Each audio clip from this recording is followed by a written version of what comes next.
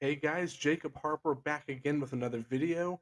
Today I'm going to be doing kind of a trailer breakdown and discussion on the Five Nights at Freddy's 2 trailer. It just dropped today. I have already seen it a few times now.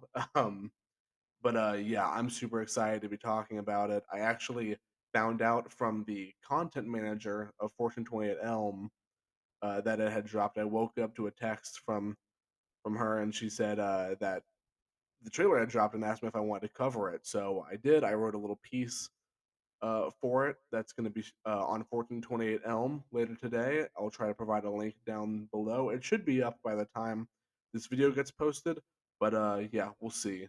But yeah, I'm super excited to be talking about it. Those who know me know I love Five Nights at Freddy's, and I especially love Five Nights at Freddy's 2. It's probably my favorite in the franchise as far as the games are concerned. So in honor of all that, today I wore my can't really see it too well, but I'm wearing my Springtrap shirt. Like I said, huge fan of the franchise. I've been a fan ever since the first game came out back when I was like 13 years old. And I loved the first movie as well. I know I had a lot of criticisms, but I personally enjoyed it. Yeah, enough chit chat. Let's get into this trailer breakdown.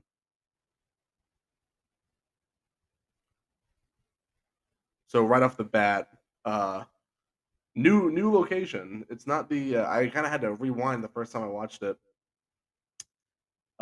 It's not the, location from the first one. It turns out was the original location, which, I'm actually pretty exci I really like that idea because, when the first teaser trailer came out a few months back, it all signs kind of pointed to the animatronics being new because they were pretty, clean. They're the new animatronics, and I thought that's where the plot line was going. I wasn't really sure how, but I thought they were going in that direction. So it's cool to see that it is not a new location. It's actually the original location, as they say in the trailer here. But that does make me wonder if they're still going to be adapting the Fredbear's Family Diner aspect of the franchise because that was, if we're talking original locations in the game, that was the original location, right? Um, but I do like how this looks, how I imagine the Final Fantasy Freddy's 2 building looked, and I mean it looks very similar to the original one in the first movie, but I am excited for this. I love the little. Let me go back there just a second. I love this sign right here. I love how they made them look so cartoony. That was another detail I love from the first one, but major shout out to production designers for this one. This one, this looks good. And this is McKenna Grace and that was a bad frame to pause on. This is McKenna Grace and Theo Bryan, I believe, was there. McKenna Grace starred in the Ghostbusters reboot, Ghostbusters Afterlife, and Ghostbusters Frozen Empire, which admittedly I didn't see Frozen Empire, but that's okay. But she was great in Ghostbusters Afterlife, and Theo Bryan, right there, was in the Chucky TV series, and he was also recently in the Final Destination Bloodlines movie, which was I really enjoyed. Here we see the inside of Freddy Fazbear's, and I like how expansive this looks. It's interesting that this is the original location, um, but kind of like in the Final Fantasy 2 game, that it's such a bigger restaurant. It's so much more. There's more, life to it. There's more like there's like an indoor playground, I think, in the second location. And I like how they're kind of bringing that in here, making it more expansive. And this looks to be some sort of river thing, which is interesting to have in a children's pizza place. And then you see a little bit of the puppet right there. That's kind of our first little look at the puppet. Here we have Theo doing some recording, which I'm gonna go back to this specific frame real quick. I love how creepy they made Balloon Boy look. Because even in the original Final Fantasy Phrase 2, I thought he doesn't really look like an animatronic. He looks more like a really creepy statue. and I get the feeling that he's not gonna be an animatronic in this. I feel like he looks like a statue. He's probably not gonna move. He's probably more there for a decoration reference to the game, but I do like the detail on this. Um, I love this POV shot of the camera. And this too, this is another thing someone screenshotted on Twitter that I thought was really interesting. I almost missed it on my first go around on this trailer. I love this little, I think it's a ball pit, like play area, and it's like a pirate ship. I think it's supposed to be Kid's Cove from the game where Mangle is, which I guess Mangle is still supposed to be. Mangle is like the toy Foxy version, the refurbished Foxy in Final Phrase 2, but it's like completely torn apart, which we'll see in the trailer here. But I think that's super freaking cool. Really cool detail. And once again, I just want to shout out the production designers here because I am loving the setup for the FNAF 2 location. And here we have the animatronics, the stars of the show, Toy Chica, it's Toy Freddy, Puppet. Puppet. I'm so excited that we're getting the puppet in this. And I have this muted for like copyright and stuff, and so you can hear my voice. But I really like, and I mentioned this in my the 4th and 20th Elm piece coming out later today. But I really like how with this, at least in this opening here, we're getting a paranormal investigation group. That's kind of a motif I've seen get carried on in a lot of fan renditions of Five Nights at Freddy's. Kind of going back to the roots of the series, where it's a ghost story. It's a really sad, really disturbing ghost story at its core. So seeing more paranormal investigation aspect. I'm gonna pause right here. Um, but seeing more of a paranormal investigation aspect is super cool, and I'm really excited about that little aspect of it. Even if it's for even a little bit in the movie, it's still nice to see it. I'm willing to bet that this cast of characters is going to be kind of like the people that broke into the restaurant in the first movie, where they're going to show up, say some funny lines, they're going to get killed in really intense, slasher esque sequences. Um, they're not going to serve too much plot, I don't think, but I still think it's cool, and I'm still gonna be here for it. But this shot right here, this I lost my damn mind the first time I saw this, because one key aspect of Final Phrase 2 is you have to wind up this music box to keep the puppet in this little present box. Except it's in the prize area, like this arcade area, not this very creepy back room here. But I guess it would make sense given what the puppet is. For those unaware, the puppet is another possessed being possessed by one of the missing children, um, and they reside in this freaky little present box. Which seeing this get adapted the way it's getting adapted just makes me so damn happy. Like seeing it like wind open like that is so freaking cool. That's probably where McKenna Grace is gonna die. That's probably gonna be the end of her in that movie, but that's okay. Now here we have, and I'm going to be getting into a different part of the analysis towards the second half of this video, which is going to be about the story, because someone dropped like kind of some story notes for the film. But as far as I'm concerned, this is go back. This little carnival area, which we've seen from like the teaser and some of the behind the scenes footage. This is a street festival called Faz Fest, which I'm really intrigued on how that's going to play into the story. For those who remember the ending of Nights of Phrase 1, I mean, the restaurant is still shut down. The animatronics are withering away there with Springtrap. And, it kind of is the end of it. So I'm really curious how Faz Fest is a thing where like people are celebrating Freddy Fazbear's. Um, unless this is a flashback, which I really doubt, because it looks like the classic animatronics or the first animatronics. Elizabeth Lale, Josh Hutchinson, back again as Mike Schmidt and Vanessa. Got some more flashbacks to the first movie,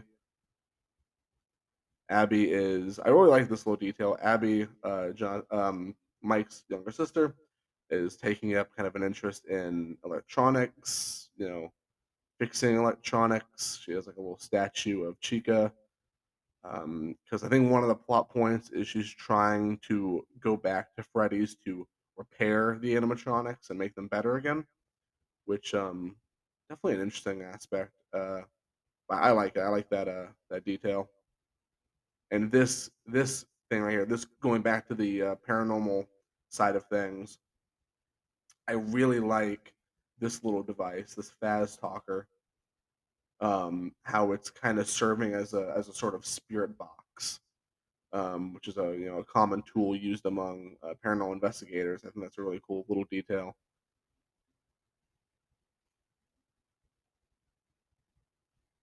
And one another detail I loved about this, and I'm gonna unmute it for this part, so volume warning. But right here, this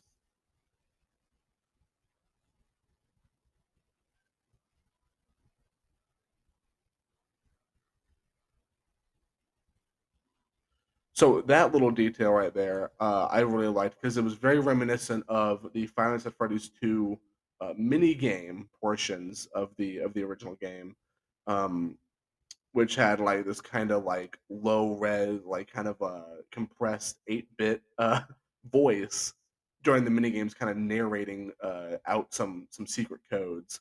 And that voice there kind of reminded me of that, which is probably intentional, right? I mean, has to be, which I love. I love that detail.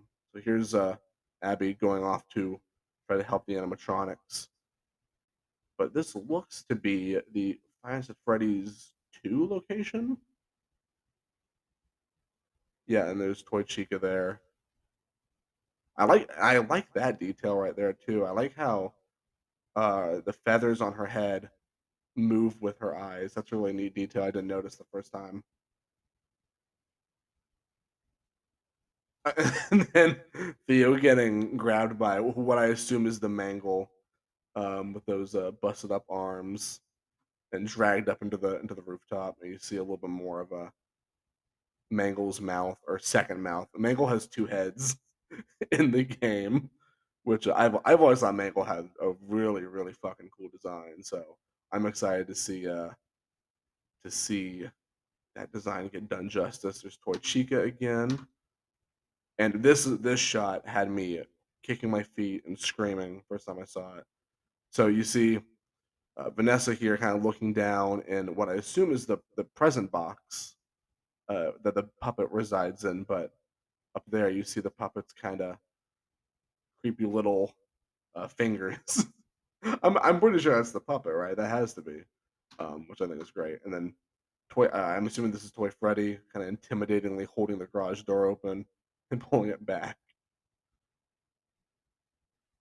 And then these words flashing: "Evil has left." I'm gonna get to it. The building. Yeah, I think that's cool. But there's still a lot to cover here.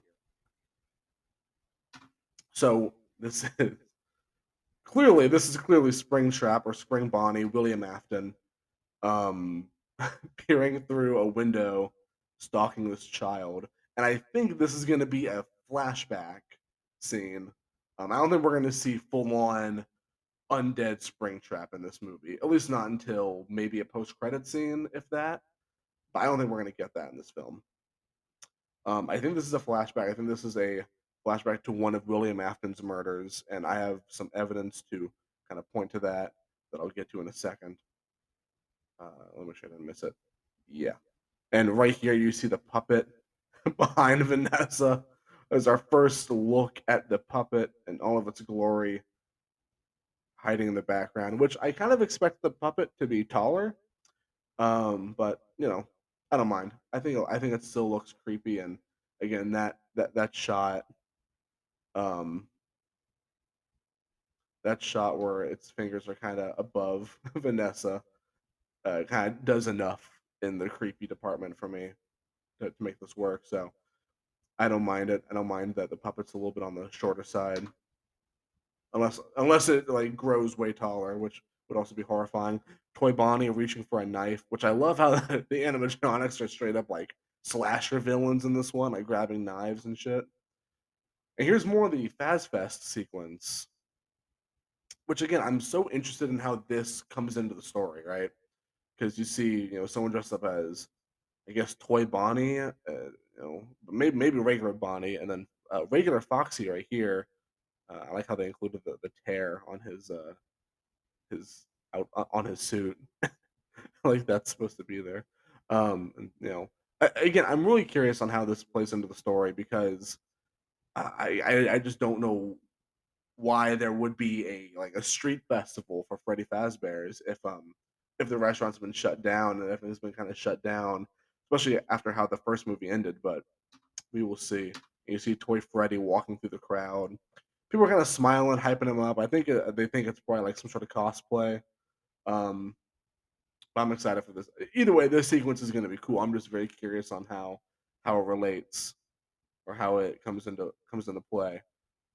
Now, what I said earlier about Balloon Boy not being an animatronic, right? He looks like a statue here. He doesn't look like there's no really wired parts to him. So about that, you could see something with a propeller coming out of the water of this little river area that I pointed out earlier. And it looks like it's going to be Balloon Boy. I don't know how, but uh, I think it's going to be Balloon Boy. I can't think of any other way that propeller would come into play. But this again should make for an awesome sequence. And then you see for a split second, Mangle on top of a moving car, trying to get its way in there.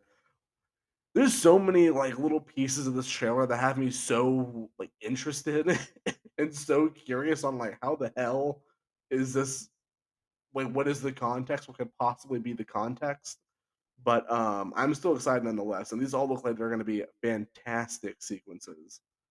And I do also commend the original movie had so much practical effects, and I'm willing to believe that a lot of the stuff in this trailer is also practical effects for the most part. Maybe a little bit of CGI touch up here and there, but for the most part, these look practical, which I'm super super hyped about. And if this is practical, holy shit, that's cool. Okay, here we go. So this thing again, someone shared another image on Twitter where this is brightened up and a little bit more exposed. You don't see any withering on the Spring Bonnie suit. In the first movie, it had quite a bit of withering done to it. Um, but this has no withering. So again, that makes me think that this is a flashback sequence. This is William Afton chasing down one of his victims. Um, which this scene I feel like is directly related to, where is it? Wait, this scene is directly related to this scene.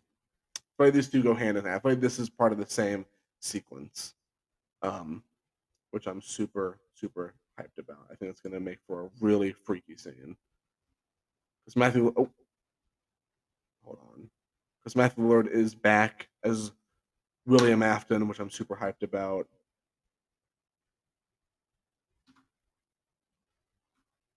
And again, this is the withered Spring Bonnie arm grabbing Vanessa, which part of me thinks, because this looks like it's in such a public place, part of me thinks that this is like maybe a dream or like nightmare sequence she's having or hallucination. There's Vanessa again with a gun. This is a close up of withered Foxy. We're getting our first look at the original animatronics all withered up, which I am beyond hyped for. Another reason I love Finance and Phrase 2 is because of the insane designs on the animatronics, especially for the withered animatronics. So I'm so excited to see them in action. And someone on Twitter, again, I'm getting so much information from Twitter. Like The Finance and Phrase community on Twitter was like on it today with posting about this. But someone pointed out that this looks like Foxy probably looking at Mike, seeing through his mask. Because you see later on in the trailer, he has a Freddy mask that he uses to hide from the animatronics, which is how you play the Finds the Phrase 2 game. You have to wear a mask to ward off the animatronics. Um, but the mask doesn't work on Foxy, if you remember correctly from the video game. Foxy's the only Foxy and the puppet are the only animatronics that are unaffected by you wearing the mask in the game. So some people are speculating that this is Foxy seeing through the mask, which I find very interesting. This is, I believe, Toy Chica reaching through a door, killing someone. Again, I love how the toy animatronics are getting these kind of slasher-esque sequences, and it seems to be from more than just in this opening. I remember the original movie kind of only had that one slasher sequence in the restaurant, but it looks like we're gonna have multiple of those here, which I'm super hyped about. And here we go. This is very, very much framed like Finance and Phrase 2. The office with no doors, just kind of pointing down a long hallway. Um, yeah, this just screams Finance and Phrase 2. So I'm super, super excited to see that aspect being adapted. And there's the mask, right? So I was just talking about in the Finance and Phrase 2 video game, you have to wear a Freddy mask to kind of hide from the animatronics and keep them away. And it works for most of them. So it's great to see that gameplay mechanic being integrated into the film. I'm telling you, like Blumhouse is on it with this as a video game adaptation. This is probably one of the most accurate video game adaptations while maintaining good quality. So you see the mask, and then Withered Chica, which I put out a tweet today saying I can't believe we're getting this and the Withered Bonnie design, two of the best designs in the game, next to Mangle, um, getting adapted in live action, which is insane. So he puts the mask on, and it kind of wards her off. But then you see the goat, the man himself, Withered Bonnie come through the vent. The vent's another aspect of the video game, which we're seeing brought to life. But oh my god, get a look at this. The Withered Bonnie design. One of the fucking coolest designs in the game's history. So seeing it brought to life it just brings a smile to my face. Makes me happy. And there's our title card, Finance and Phrase 2. Only in theaters December 5th. Emma Tammy, and written by Scott Cawthon. Dude, this is gonna be peak. So now that that is out of the way, that little trailer recap, I pulled up this tweet from Twitter user Johnny Blocks, who has been again the community's been on it with Five Nights at Freddy's, but Johnny Blocks has been like on it. So he writes on Twitter, the official story for Five Nights at Freddy's 2. It's set 1 year after the first film. The stories about what transpired there have been twisted into a campy local legend inspiring Faz Fest. So I guess that is the reason for the street festival sequence. It's a festival inspired by the local legend of Freddy Fazbear's, which it's interesting to have a street festival based on a series of hauntings and murders, but I'm kind of here for it. Um, Mike and Vanessa have kept the truth from Abby concerning the fate of her animatronic friends, which I find that to be a little bit confusing because I'm pretty sure Abby saw the animatronics walk back into the restaurant while dragging Springtrap with them. I feel like she saw that, right? I mean, I can't imagine there was much truth to hide from that, but either way, it's interesting. Then Abby sneaks out to reconnect with the animatronics, I guess in an attempt to fix them.